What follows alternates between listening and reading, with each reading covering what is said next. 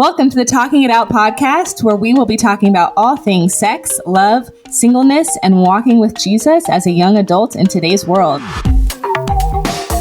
I am one of your hosts, Brielle Hibma. And I'm Nathaniel Arroyo. Brielle, I'm so excited you took the intro.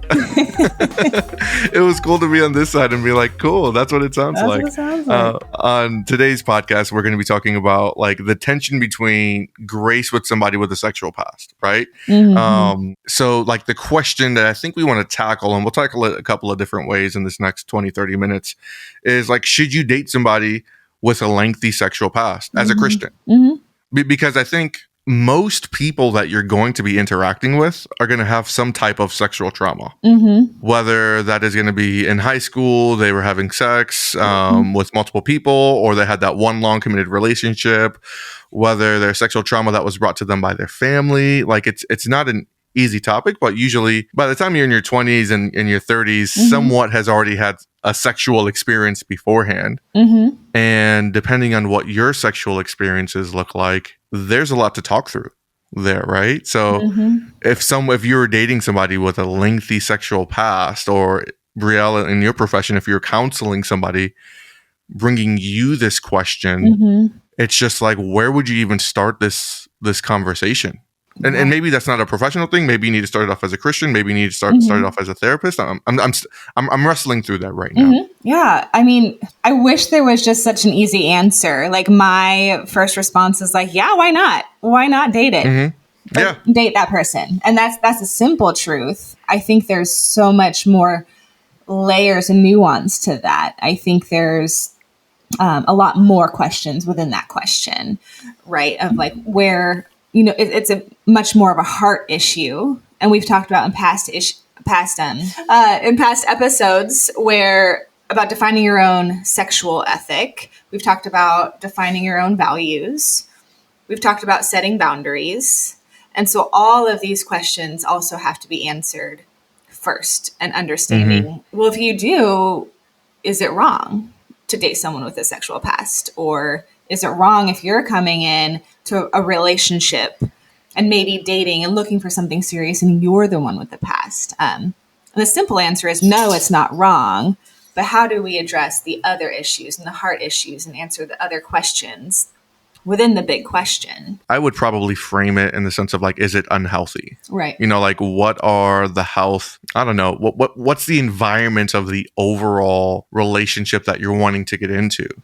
So like, and what are some of the biblical principles that you're looking at someone? Like, if I'm honest, like I don't have a squeaky clean, sexual past, like before I got married. Like I didn't come to marriage as a virgin, or there were things that I've done that my wife could look at me and say, hey, you are disqualified from dating me. So it's just like, how does like within this Christian context, like what is the role of shame when looking at previous sins? And you have to come to the point where there is this interaction with Christ, that you are being transformed, that you are renewed, that your mind is being renewed, and that you are a new person, that old self has died. And you could be like, wait a minute, like in high school, I was a Christian and I was still doing some of these things. And it's just like, there's grace upon grace, and understanding that a sexual past isn't necessarily disqualifying.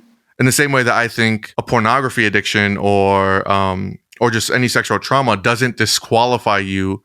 So it's actually, I really do love this question, because I think it forces you that when you're with another person, you have to think, how much grace am I going to be applying to this person in front of me? Like, am I really going to take the Bible seriously and understand that God hung out with prostitutes and tax collectors and murderers and thieves, and he applied grace to them, and he invited somebody that was sentenced to die on a cross. Hey, you can enter the kingdom of heaven. Right. So like for us to like stand on like maybe our high horses and be like, you have some sexual trauma, I can't be with you, without actually putting in the work to process what that looks like. Yeah. Like how pharisaical are we, to say that we're better than someone because we have a different type of past. I don't know. I'm working through this. What are your thoughts?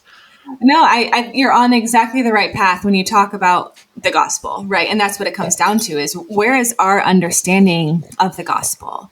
What is our understanding of what Christ has done for me, for you, for the person we're in a relationship with? What's our understanding of grace and forgiveness? That would be the question we address for ourselves, right? So say we do enter into a relationship with someone who has much more of a lengthy sexual history than we do. Do we hold that against them? And do we even have the right to do that when we have a Savior who forgave us all of our sins that really, like, I mean, Old Testament speaking, like they're not forgivable, and Christ is like the ultimate sacrifice for us, died on the cross for us to live in freedom. And that's not dismissive of like of boundaries. Right. That's not dismissive of creating like structures in which your relationship can actually thrive. But it's just like there's so many times I've seen, I lived with dudes in college that were like, oh, my girlfriend better be a virgin by the time I'm dating her. You know what I'm saying? Like, Yeah. it's like, homie, you're not even a virgin. Right. Like what's this double standard? Yeah. And females doing the same thing of just like, I want my boyfriend, my future husband better be thinking about me right now and better not be with nobody else. And it's just like, how like unrealistic is that? Yeah. Yeah. Anyway, I just had to get that off my chest. You're right. It is unrealistic. And the older you get, the more and more unrealistic it is. I mean, it's just the world we come from is part of life. And everybody has something to bring to the table, whether it's sexually or not. We're coming with baggage that's going to be worked through in the context of a healthy relationship. I think one of the important things to look at when entering into a relationship, and again, say you enter the relationship and your new partner is the one with the past, I would question how far removed are they from that, right? Is it a sense that they have a past of a sexual addiction, a pornography addiction? They've had many, many boyfriends or girlfriends that they slept with.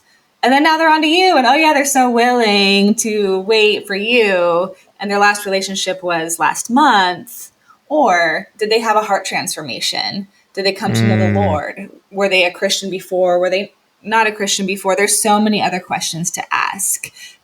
Has there been a period of time where they have decided and rebuilt their own sexual ethics? So they've actually had a long-term relationship and since that, where there was no sex involved, right? And so how far removed are they from that? And where is their heart now around the issue? Is it something, are you guys on the same page today? Are you going in the same direction?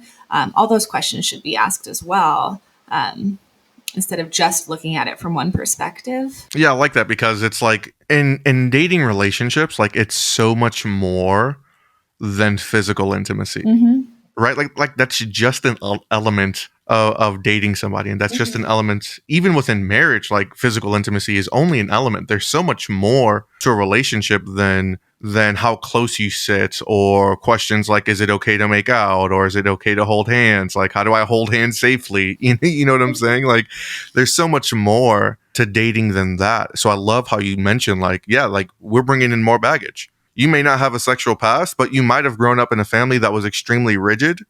And because of that rigidity, you are maybe more prone to anger. But that's harder to reveal in a conversation, because it's just like you can't put a name or a number to how many times you've gotten angry over the course of your life, right? But you could maybe put a name and number to how many bodies you had in high school or in college. So I think that's so spot on. It's just like, maybe this is an important question to work through, because it's going to force you to kind of come to terms with a couple of things about the person in front of you. And that should ultimately lead to grace, right? That should ultimately lead to this perspective that I am extending grace because I have received grace because of the baggage that I hold. And now from there, you can start building boundaries, and then you can start inviting people into your relationship, and you can start dating within community. And it's okay to have cautionary things, but it's just like understanding like, okay, cool. We need to build a little bit more reinforcement around some of these physical elements.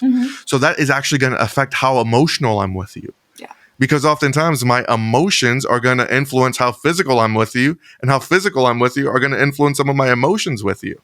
So it's this cyclical thing. Yeah. So it's just like, what's even the purpose of dating? You know, like like in today's culture, like when we're thinking about dating, it's just like, I think oftentimes we're so quick to apply Ephesians 5, right? The marriage passage where you're dating somebody, and for the man, you're like, I need to die like Christ died for the church, because that's what a good husband would do. But then you realize, like, wait, I'm just dating you. You know what I'm saying? Like, you can't, like the moment you apply Ephesians 5 is when there's a covenant that is enacted, that is, through marriage. But it's just like, I think that's why we end up in such compromising positions beforehand, because we're just focused so much on the sexuality of a relationship and the emotions and the intertwining, the mingling of souls, as Matt Chandler will put it in his book. We're so focused on that we can't create healthy boundaries to be like, hey, I like you. I see what God is doing in your life. Yeah. I want to come alongside that. And if that leads to marriage, then like, praise God. If it doesn't lead to marriage, I don't know how many breakups end in friendship.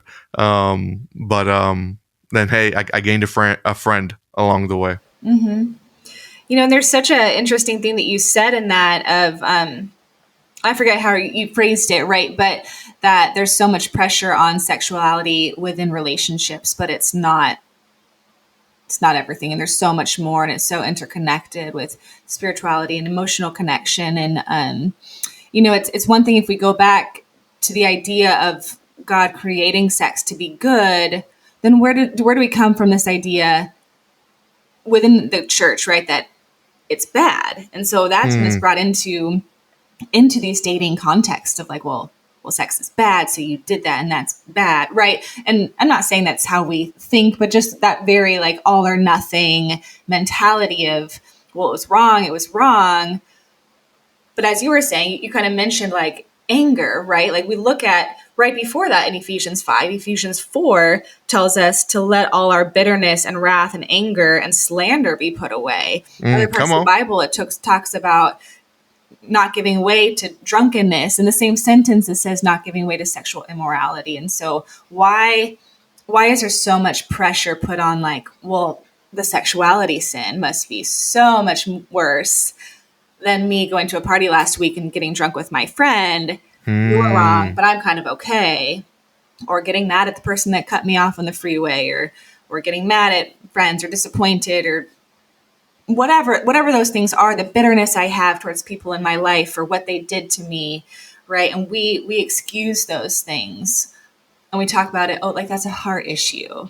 But then we hold the sexuality to such a higher standard. That's wrong, but not these other things.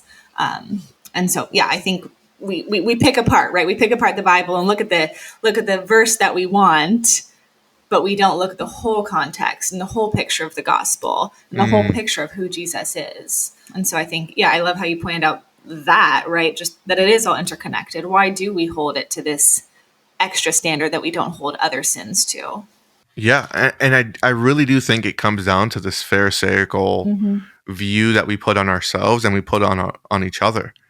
Because I think what we do is that we look at the Christian walk and we say, I need to do X, Y, and Z in order to be accepted, in order to be loved. We've already, I think in modern Christianity, we've already accepted this. We're going to heaven. I don't think we're functioning out of this fear that we're going to hell. Between maybe modern day, like evangelical culture, there isn't this fear of hell, but there's this fear of disqualification. I think there's this fear of disappointment.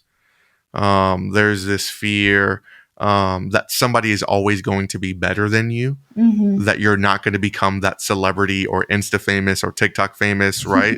And if somebody were to find out some of what's in your baggage, you would be totally disqualified from all of your hopes and aspirations. And there is this fear that what Christ really said about us isn't true. Yeah. Like I genuinely believe like people fear that when Christ says, hey, you are beloved, you are chosen, that you are a new creation. Yeah. that we go, yeah, that's cool, but not me. Maybe partially me. Yeah. Yeah. And I think it's because we've let some of our experiences define us as opposed to how Christ defines us. Because we look at our trauma and say, I am worth that. I am worth the abuse. I am worth the addiction. I am the embodiment of shame, right? And that's maybe extreme language, but that's how we're acting and that's how we're functioning. And then we come to Christ and we're saying, because I am deserving of the trauma that I've experienced, because I am deserving of all of this hardship that I've gone through, whether I've asked for it or whether it was brought upon me, whether I initiated it or someone initiated it upon me. Because I've gone through this, I am unworthy of following you. I am unworthy of walking in freedom and experiencing your goodness, because how can somebody experience your goodness when they have all this baggage? Yeah. And that makes me so sad that you say that, because you're spot on. I see that all the time. Like literally you just painted the picture of what I see so often in my clients and even people in my personal life, right? Like they carry the weight of their shame or their guilt or their past or their hurt. And they want so badly to believe the truth of who God says they are. And yet there's some sort of disconnect, right? It's like and I'm not even, I want to say we all do it in some way, right? Yeah. But it's just like we tie ourselves to some part of our past and what we have done or what's been done to us. And I just see it so often, this challenge, this inability to let it go, to lay it at the feet of Jesus and step into that life of freedom that he calls us to. But instead we just carry it around. If we've hurt someone else, we have to wear that badge. Right? Not a badge of honor, but a badge of like, I deserve, like the red letter like style. The scarlet letter. Yes, Yeah. The scarlet letter. I deserve to have bad things happen to me because I have done these things, right? So many people struggle, right, to fully receive and even understand the depth of grace. Like, what does it even mean? We can talk about it all day, but can we even fathom in our earthly minds, like the depth of what that even means? So what's the hope in all of that? Because I feel like we've laid out maybe some of the problem, and we've alluded to like, okay, the answer is Jesus, right? But it's just like, what does that practically look like when confronting some of the shame that you've walked with?